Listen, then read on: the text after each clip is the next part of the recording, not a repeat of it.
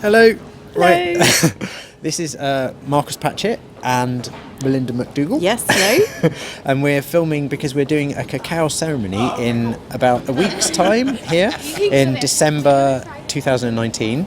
December the 1st. December the 1st. Yes. We'll put the link below the video. And we're just going to talk about it. So, were you going to ask me questions? We're going to ask each other questions. I thought that'd be the easiest format. Yeah, so Marcos, you came up with the idea for this event. So it's a mixture of taking cacao that Marcos has sourced from his trips to Mexico, and a combination of a street workshop called Street Wisdom, which helps you to find answers out in the streets. But you came up with the idea for this, so what was your intention? Right. Okay. Well, the idea was basically taking chocolate in the traditional form, that's the form of a drink, because it originates from Mexico and Guatemala, and they originally drank it as quite a bitter, foamy drink. For the purposes of the workshop, I will be sweetening it with a bit of maple syrup, just because we're used to that and people like the sweet.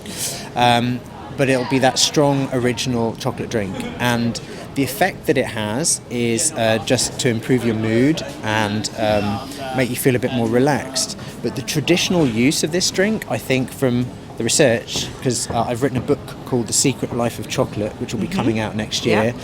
Just going to plug that.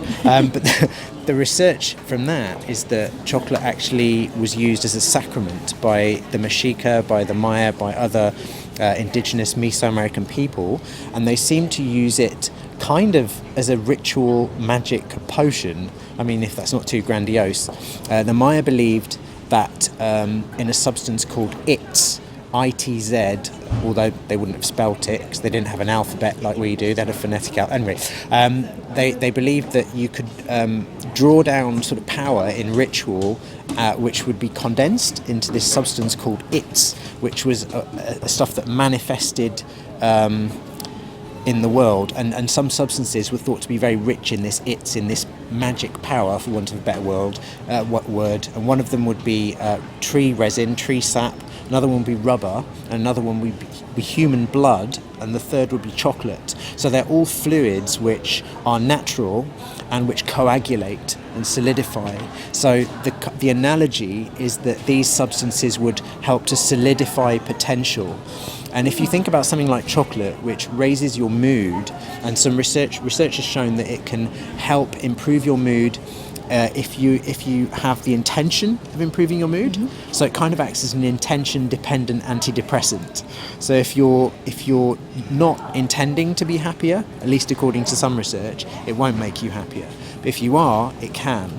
And there's research suggesting, very early research suggesting, that it might help to combat conditioned fear, such as you find in post-traumatic stress.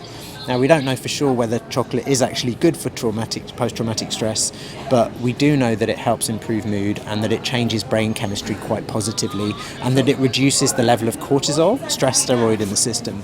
So putting the pharmacology together with the historical belief, I think it would be a really useful thing to combine with the kind of work that you do. So this is where I'm going to ask Mel what she's going to be doing. I'm going to be making a chocolate drink and telling everyone all about it and dishing it out and answering any questions.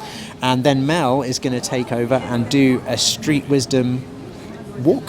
So tell us a bit about that. So Street Wisdom's been around for a few years now, and it happens all over the world, and people get together on the streets, and there's a guide, and that will be me, and I'll be guiding you through the process, and I'll be teaching you how to use the streets to find inspiration. And it's a very simple process. There's absolutely nothing to think about or to bring when you come, except for bringing a question that you'd like an answer to. So that could be a question about your love life, your work life, about money, about the big questions in life that you'd really like some inspiration around.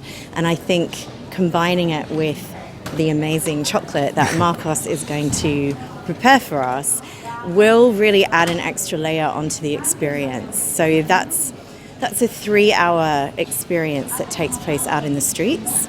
And then we'll come back to our meeting place and maybe drink a bit more chocolate at the end. Oh, yeah. Yes? There'll be chocolate at the beginning and at the end.